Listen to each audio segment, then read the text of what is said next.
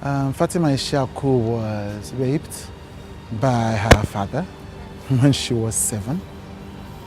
Then it turned out he wasn't actually her father, and her mother had been lying to her. My mother was seen in the mortuary, and this man was defiling me.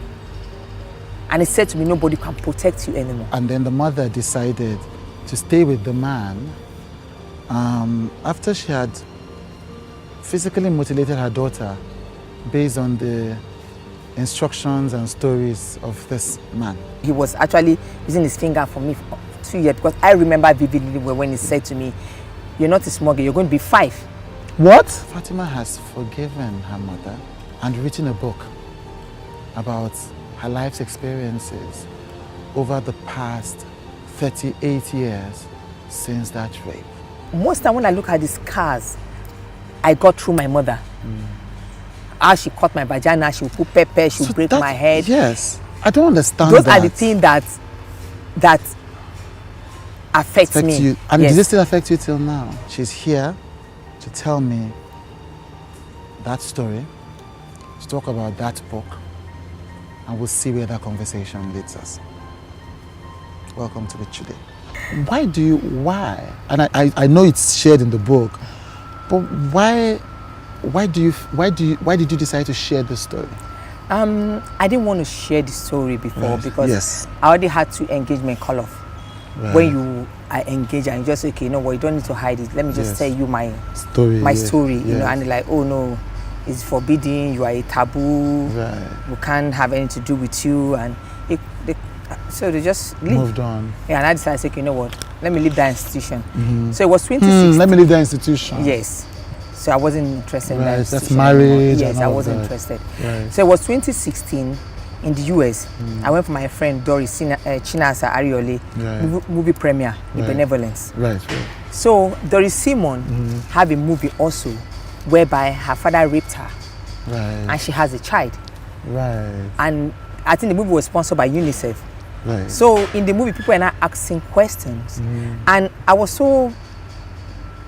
I felt so bad because our parents in diaspora were only talking about the malaria aspect.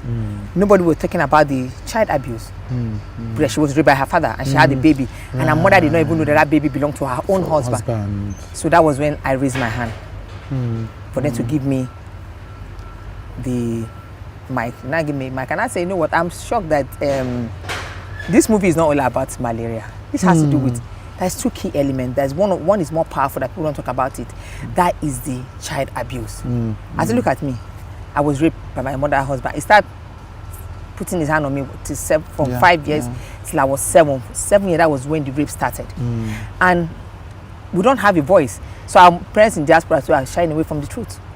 So what are you celebrities doing about this? You need to give your voice, not just say no to rape. Do something about it. That was when an American professor discovered me and said, I need to write a book. So I refused. So it was like a big trauma for me writing this book. So but he had so we went to the studio, finished recording, and he had a cancer. So the professor discovered me, introduced me to a writer. So he said to me, you know what, his name is Howard Wright. The one that discovered me is Professor Raphael Jackson. He said to me, Fatima, even though if I'm not alive today, promise me you're going to write this book. So a few months after he died, that was like 6 or 8 months before my book would come out, he died.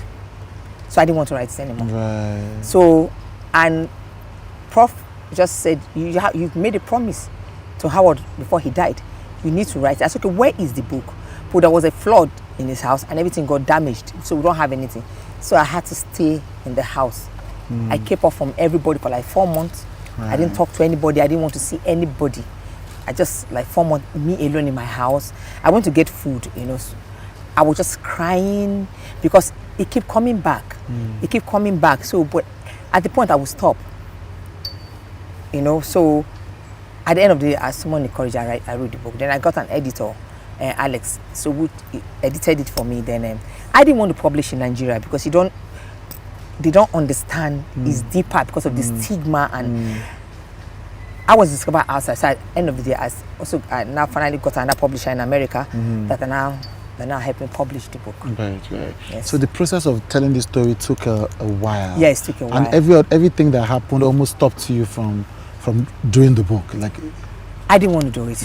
yeah. I didn't want to do it. And then when you, because friend dumped me, nobody wanted to be with me. Some friend mother would say, don't go out with her, don't be her friend. Why? She's a cursed child. She seduced her mother, husband. I'm a taboo. I will bring bad luck to them. So it cost me a lot. It cost me my health. I became hypertensive. It cost me relationship. It cost me education. It cost me everything. It cost me bully. It was bad. All I just wanted to do was just to commit suicide, which I tried so many times. At the end of the day, you talked about that in the book. I mean, I want to read. So because I want to read, just a section from the book. Yes, please. That. I mean, I don't know. Don't cry on me here. Yeah, no, I won't cry. No, not. But I also wanted a section. Okay. Because so you talked about how. So this story began from your stepfather, who you didn't know. I didn't know. Was your stepfather. I say answer his name to date. You say answer his name to Yes, date. I didn't know he wasn't my dad. I thought he was my biological dad. And he started, raping you, yeah, from age 7. Rape started at age 7, but he was actually using his finger for me for 2 years, because I remember vividly when he said to me, "You're not a small girl, you're going to be 5. What? Yes, you're going to be 5 in a few months, and you tell your mother, I will kill you and I'll kill your mother. Yes, I saw that in the book. I know a child mind is very easy to manipulate. Yes. So and my mother was the cause of all these problems. Yes. Because sometimes when I try to tell her, I saw that. she would just push me. She would. Yes. This mark that I had, yes. it's not the rape anymore. Yes. That's affecting me.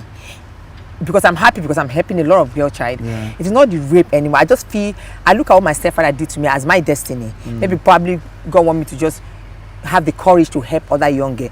But most time when I look at the scars I got through my mother, how she cut my vagina, she would put pepper, she would break my head. Yes. I don't understand Those that. are the things that affect me. You. And does it still affect you till now?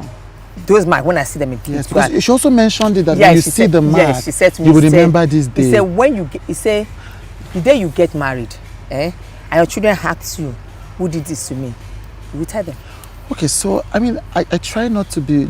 This is not a show to judge people, but I want to understand. I didn't understand it with your mom, yeah, and we're going to talk about the horrible, terrible, dastardly thing of the stepfather. But so there was a point where she said to you, "Oh, I didn't know," because two of you went through a process after she finally believed you, yes, and you forgave her, which is great. But what I didn't understand was, even if in some way she believed that you seduced a fully grown man. No, she didn't believe that. It was society that was saying it. Yeah. When I tried to tell her that this is what is happening, I'd like, you try. Yes, she just be so irritated. Yes, she just pushed me. Yes. I was saying to my friend, I said, "Are you sure my mother have never caught my stepfather defiling me?" Because the hate repulsion. she had. My mom is everyone knows she's a very loving woman that loves people, children. She loves everybody. People love her. But why did she hate me so much? Why? I just keep asking, why? When she found out, it was like a miracle. Why did she hate me? You can't just hate your child. Yeah. I used to be this very calm girl. Where you keep me is where you keep me. When the rapes start becoming so bad, I started running away from the house before 11. So. When this rape becomes so bad, I became violent because I'm my own protector now. I need to fight to defend myself. And when I fight him, he will beat me. I only empower him when he's drunk. When he's not drunk, he will beat me. And when he come back, my mom will say, "Why?" It's not like she traveled a lot. "Why did you beat Fatty this way?" Tell her that, "Oh, I saw her kissing a boy." My mom would just go wide, and the next thing she just bounce on me. Because what I want to take from that, what I'm trying to ask even with that is, because I think these are the situations that make abused children, and you talk about it at the end of the book, which are the signs and all of that. Mothers talk to your children regularly, because when a mother chooses, any parent, I think, I don't have children, but when any parent chooses violence, such violence, razor, cutting your hand, cutting your vagina, then there is no way that a child can come to you and say, look, your husband is raping me. A lot of parents, yeah, our African parents, yeah, you just feel you should know your child. You should know why your child is this and your child became this. This child used to become, and you need to know your child. Don't say, oh, you're wayward, you're a prostitute, you cut her vagina. You know how many times they have to tear my vagina and put pepper? I can't comprehend. It's not that I don't cry when I talk about it. Yes. I just promised myself, I say, you know what? When I went with Her Excellency, Kebbi State, she helped me, the final stage of my life, she helped me forgive my father. Your biological father? Yes, because even I didn't want to forgive him. Yeah. So that was last year. I think it was December. I had to forgive him. So I made a promise between her and the governor that, you know what, I won't cry anymore. Do you understand me? Because I want to be strong for victims. You understand me? Because a lot of victims called me. How do you expect me to, when I come to on stage, I talk, I cry? But they won't understand that tears is also part of healing. It's part of the process. I've heard. Yes. Yes. So all of these things essentially, so the first thing is the circumstances of the birth and all this family confusion created the environment for this man to prey on you because he could see that there was all this complexity. Was that it? What my father told me was, your father or my father right. told me that my mom left him to follow my stepfather, right. because she didn't love him, because my father was far older than him, right. but because he saved her family, right. he protected them, so she just won't have to stay. So after having 5 children for him, she just have to leave him. My brother was like, when I just gave birth to my younger brother, it's not even up to 1 month. My mother took us and ran away to your stepfather's place. So she went back to her father's house. Yes, right. And she has already met my stepfather. Right. And my grandfather told her that she cannot marry the man. Yes. She doesn't like. She has to go back. She said no, she won't go back. Right. So she now packed us from Umuahia and brought all of us back to Lagos. She left Kaduna to Umuahia. From Umuahia, she just brought us to Lagos and brought me to a place where I was destroyed. Yes. And so how was it? And for those who have not read the book, when after the abuse started, do you understand, nobody was listening to you, nobody was believing you, and this man was threatening to kill you and kill your mother. Yeah. How did you come out of that situation? I think I was tired, and I had to go and report to an officer. Yes, in the cantonment. Yes. But I was scared. I didn't tell him. The full story. You told him I wasn't feeding you? Yes, and stuff like that. So he now sent for him. But when he came, I wanted to say, but when I saw him, I saw that monster in him. I couldn't say him. I couldn't say. I wanted to name my book, the monster I called Dad. Yes, that was the chapter. Yes, but I didn't want to tarnish his image. I just feel God has a purpose why it happened to me, and he just cautioned him. And when he left, he said to me, "Fati, there's more to this. What is going on?" It's mine. I couldn't say anything. Just okay. I know this man is defiling you, but since you don't want to say, I know what to do. It was like 2 months after they posted him out from the barrack. Yes. That was how I was able to regain my freedom. Yes. When my mother found out, she took me away from the house. Yes. To stay with her uncle. Yes. Then we came back to the house. Yes. Because as the first daughter, I need to be in the house. My mother was still in the mortuary, and this man was defiling me. And he said to me, nobody can protect you anymore. He said this to you? Yes. And all of this was to create a climate of fear, yes, so you wouldn't talk to anybody. Yes, nobody can. And if you do it, I will kill you the same way I will kill your sibling, the same way I kill your mother. Yes. So it was that bad experience, and I couldn't bear the pains anymore. And now he raped me and he would beat me. Yes. So nobody to protect me this time. He would lock the room where my younger one will not come out. Yes. He would rape me, and sometimes after I finish raping me, he would lock me in the balcony. Those part I didn't put in the book because those parts are supposed to be meant for another documentary that I'm supposed to do. Right. That people need to understand what abuse girls go through. NGO need to understand that it's not about you carrying banner and saying say no to rape. It is deeper.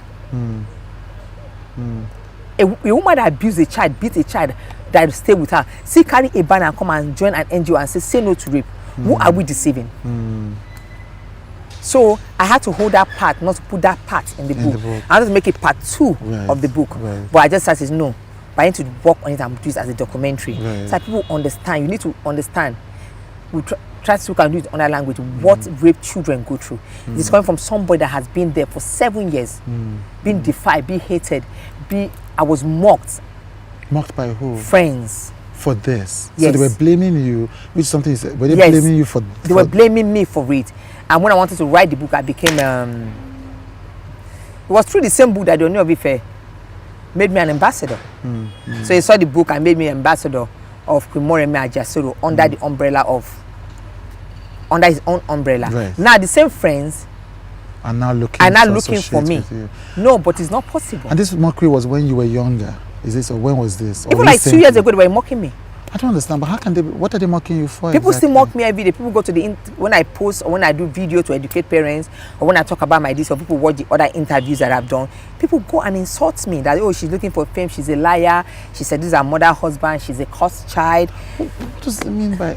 I mean, this is not for you, but what do you think leads to a society that blames a child, like, for seducing a 7-year-old, a 14-year-old, an 18-year-old, whatever, for seducing a grown man? Chude, you know something? People don't understand one thing, is that sometimes it is not the rape that affect or kill people. A lot of people have committed suicide. They want to speak out. Right, but this shutting them. Yes, but society will inflict more pain on you Yes. than what your stepfather or whoever raped you. They will bully you, they'll call you all sorts of names. So I stopped reading comments. Yes. Especially people start to tag me. Yes. You know, I stopped reading comments. People will insult me, call me. Some will just take my picture and go and post and call me all sorts of names.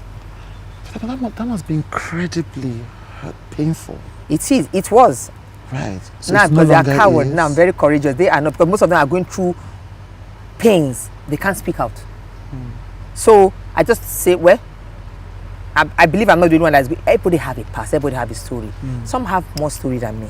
But I was a courageous person to come and say, okay, this is what I want to do. So if you're going to hide behind internet to insult me, to try to make me stop what I'm doing, it won't work. So what do you think? What do you think helped you survive this series of experiences, especially as a young woman that kept you just, you know, people. You've had suicidal attempts. We'll talk about that. But what do you think is the thing that helped you climb out, survive this experience? Writing my book, writing my book, songs. Yeah, but according to your book, some of those things began to happen very recently. You wrote the book in 2016. Yeah. But I mean, but before then, decades had passed. So in all those decades, how were you coping with this? It's still the same trauma. You were just going through the trauma. Yes. I dropped out of school. Yes. You know, secondary school. Then later I went back to secondary school, finished my secondary school. Somebody helped me and I went to the university. I became a graduate. But even with that, I was still going through that trauma. I don't trust anybody. I'm violent. I hate, you cannot say, okay, there is water here. I'll tell you that it's not water. I don't trust you, there is water. Don't trust anybody. I don't trust anybody. Form meaningful relationships with people. So I'm just on my own. I just want to die. Right. So it's almost as if your life was suspended until you could deal with this. Yes, to 2016. 2016. That's a long time. 2016. And even though that 2016, it wasn't like I got my healing. Yeah. I got my healing fully healed last year. Sometimes I still see the scars. I still cry, you know. But I love my mom. I wish my mom was still there. I would just Mother's Day and I'll just cry, and you know, she made up for the thing that she did. You understand me? And she was still married to him. She refused to leave him. Why would you still be with a man that defied your daughter? I was the one that had to go through spiritual, traditional cleansing. Where I have to tie white, they have to give me chicken, leg, and all those things. I eat that. Yes, I have to go under one big Iroko tree to go and throw something. He did not come to the village because they'll make him dance naked. So she had to do something and go and give to him. So she's protecting him and exposing her own daughter. So it wasn't an you know, but there are people that are going through, that went through worse that I went through. You know, but society just need to understand that you should just let victim be. It is not their fault. Stop just Stop the mockery. Let's do this thing the right way. At the end of the day, then rape can end in our society. Because this thing is every day, my page, every day, my NGO page, every day there is a story of a 70-year-old man, 90-year-old man raping a 5-year-old girl. What are mothers doing that's exposing their children to rape? My street children, I saw small children, they came out naked. They didn't wear anything. I have to use cane and choose. I want to meet their mother. But that's one of the things that they do. You bring your, look at them. What are you doing? And that was not the first time we heard that they raped a child on that street. How will you be batting your child outside? Sometimes people are moved by the things that they see. When they see this thing, it's okay. They have that mentality that, okay, a younger girl body is tighter than an older person. So they want to experiment. Now, when they see that girl body, they cannot take advantage of that girl. They go to their house to look at their child. And this mistake that parents are doing are exposing their children. So when they don't see a child to rape, they go into the house, their sister or their daughter. So, I mean, just to be clear, it's not as if you're not essentially maybe blaming, of course you're not blaming the children, of course you're not blaming the parents, you're just like, look, we need to understand that there are animals outside and that parents need to understand how to protect their children from these animals. Nigerian parents are very stubborn. Right. Because even people don't need to tell you. Right. You see every day, you hear a story in your area that is a constant rape. People don't need to tell you that, oh, this, that. You should know. Why would you allow your child to be? And sometimes we are not giving them the right message. We are not educating them the right way. Some parents don't understand English. Even if they don't know, what are we going to do? How are we going to educate them? That's why we need to go to the grassroots. Teach them a language that they will understand. Tell them in a language that they will understand. They just start speaking one baby in English. You know, can. No, don't do that. If they are Yoruba, go to the grassroots. They conquer Yoruba. Get someone that can translate it. If it's Igbo, it's a conquer Igbo. Go with someone that can translate. They will understand. When I went to Kebbi State to do the rape issue, I spoke in Hausa language. Right. So between 2016, so you said this journey so if you go back and if somebody who was dealing with this based on all you've known, and you have the House of Fatima that helps, survivors, if somebody was going through this, a young woman, maybe she's watching, maybe her family or friends are watching, and you were going through this, what would you tell the person? If the person can't reach you, maybe, what would you tell the person to do to escape this kind of a situation? Speak out. Really? Yes. So that's the problem. A lot of people are under this bondage, this fear of. So the speaking out cancels the fear. Speaking out, the day you can open your mouth and say, it doesn't matter if the person believes you or not. Right. Just, if you can't tell your mother, if you can't tell your father, there is someone you can trust. Go and meet that person. If it's your teacher or your principal, look for someone and tell that person that this is what I'm going through. Speak out. The day you speak out, I'm telling you, you have broken that spirit of fear. Forget about society. If you watch, sometimes when people insult me, I'm not the one that is fighting. People are fighting for me. Right. So speaking out increases your chances of getting people who can help you, who can step in. Yes. But also helps you take your power back. Yes. Now you're no more under that control. Yes. I was under his control. Yes. So you're no more under that control. Yes. You understand me? Yes. Speak out. You understand me? Fight back. Right. You have a voice. If they silence your voice, you are done. The only person that don't talk is a dead person. So your voice is your strength. Once you can make someone shut you up, you're going to be done forever. So that is why, as a victim, you are a victim. Don't let anybody threaten you with, I will kill you, you will die. You will not die. They threatened me for so many, I did not die. Open your mouth and speak out. If you're scared, go to my website, houseoffatima.org. Call me. I will wear my knicker and I will go to the place with you. So speak out, don't be scared, nothing will happen. Let the person face his own karma. Yes. There's a lot of forgiveness going on in this book. There's a forgiveness of your mother. Yes. There's a forgiveness even of this horrible man. If you don't forgive, that thing again as a victim. Yeah. Even when they arrest the man or whatever they did to him, if you don't forgive, you will never get healing. Forgiveness for me first is the main key. And that's what I did. I have to forgive. Go to the island. You go see all those girls smoking weed, drugs. See, their pain is not. Don't call them useless girls, club girl, prostitutes. You don't have an idea what those girls are going through. Yes. How's your mother? Don't mention that woman, no. How's your father? Don't talk about that man.